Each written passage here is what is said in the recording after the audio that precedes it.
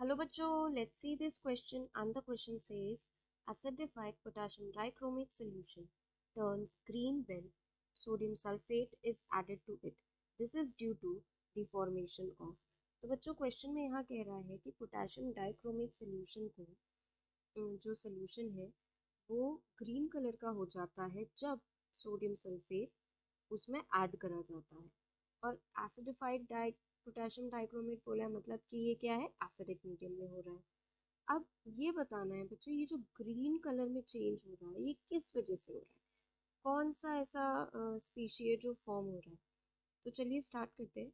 सबसे पहले जब हम इसकी आयनिक रिएक्शन देखेंगे तो वो क्या होती है, Cr2O7 2 माइनस जो है SO3 2 माइनस के साथ रिएक्ट करता है इन एसिडिक मीडियम H+। ठीक है, और क्या बनाएगा जब H+, हमें पता है एसिडिक मीडियम में क्रोमियम का क्या होता है, रिडक्शन होता है। ये किस में चेंज होता है, Cr3+ में चेंज हो जाता है। अब इसका रिडक्शन हो रहा है तो सामने वाले का क्या हो रहा होगा, ऑक्सीडेशन, और ये चेंज होगा SO4 2 माइनस में। ठीक है, अब यहाँ पर बच्चों सबसे पहले हम क्रोमियम की बात करते हैं। तो क्रोमियम का ऑक्सीडेशन स्टेट क्या है बच्चों, यहाँ पे 2x minus 14 is equals to minus 2, 2x is equals to plus 12। तो x क्या आ गया बच्चों, यहाँ पे प्लस 6 आ गया, यानी कि इसका क्रोमियम का यहाँ पर ऑक्सीडेशन स्टेट प्लस 6 है, यहाँ पर क्या है प्लस 3। एन फैक्टर क्या आएगा बच्चों, देखिए 3 इलेक्ट्रॉन का चेंज आ रहा है। ठीक है, तो एन फैक्टर क्या आएगा, रिएक्टेंट साइड क्रोमियम के कितने एटम्स हैं, 2 हैं, तो 2 इंटू चेंज इलेक्ट्रॉन, कितने इलेक्ट्रॉन का चेंज है 3 का, तो क्या आ गया एन फैक्टर इसका बच्चों 6 आ गया। ठीक है, अब बात करें बच्चों यहाँ पर हम सल्फर की, तो सल्फर की रिएक्टेंट साइड में देखें तो SO3 2 माइनस है, तो सल्फर के ऑक्सीडेशन स्टेट को एक्स लेट करते हैं, प्लस एक ऑक्सीजन आटम पर -2 चार्ज, तो -2 इंटू 3, क्योंकि 3 ऑक्सीजन आटम है, ओवरऑल स्पीशी पर -2 चार्ज है। अब यहाँ पे आएगा बच्चों x is equals to plus 6 minus 2, यानी कि x क्या आ गया प्लस 4 आ गया, यानी कि यहाँ पे सल्फर का ऑक्सीडेशन स्टेट +4 है।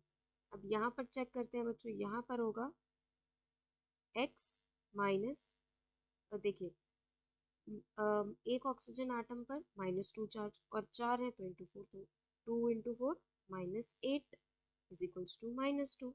यहाँ पे क्या आया बच्चों, x is equals to plus 6। तो क्या हो रहा है बेसिकली यहाँ पर बच्चों सल्फर का हो रहा है ऑक्सीडेशन। ठीक है, ऑक्सीडेशन हो रहा है। तो अब बच्चों यहाँ पे देखते हैं जो सल्फर है कितने इलेक्ट्रॉन का चेंज देख पा रहे हैं हम यहाँ पे, 2 इलेक्ट्रॉन का। तो एन फैक्टर क्या आएगा यहाँ से, इसका बच्चों एन फैक्टर आएगा, रिएक्टेंट साइड कितने सल्फर आटम है 1, और कितने इलेक्ट्रॉन का चेंज हो रहा है 2, तो क्या आ जाएगा 2। अब अगर बच्चों इस रिएक्शन के बैलेंसिंग की बात करें, देखिए सबसे पहला स्टेप होता है एन फैक्टर को कैलकुलेट करना। दूसरा स्टेप क्या होता है, हमने काफ़ी अपने पिछले क्वेश्चंस में भी ये चीज़ कर रखी है। दूसरा स्टेप होता है एन फैक्टर को क्रॉस मल्टीप्लाई करना, मतलब ये जो 2 एन फैक्टर आया है सल्फर का, ये लगेगा एज ए स्टोइचियोमेट्रिक कोफिशिएंट क्रोमियम के आगे, और क्रोमियम वाला एन फैक्टर लगेगा सल्फर के आगे। तो लिख लेते हैं Cr2O7 2 minus plus SO3 2 minus plus H plus gives Cr3 plus SO4 2 minus. अब बच्चों जैसे हमने अभी बोला कि एन फैक्टर को क्रॉस मल्टीप्लाई करना चाहिए, बट एक चीज़ और देखिए बच्चों, यहाँ पर ये है 6 और यहाँ पर ये आ रहा है 2।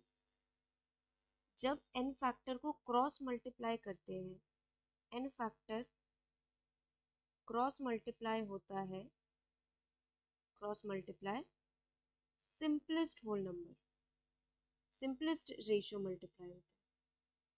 सिंपलेस्ट रेशियो क्रॉस मल्टीप्लाई होता है।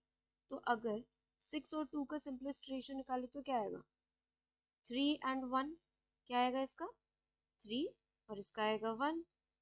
ठीक है, सिंपलेस्ट रेशियो निकालिए। तो यानी कि क्रोमियम के डाइक्रोमेट के आगे 1 लगेगा और SO32 माइनस के आगे क्या लगेगा 3।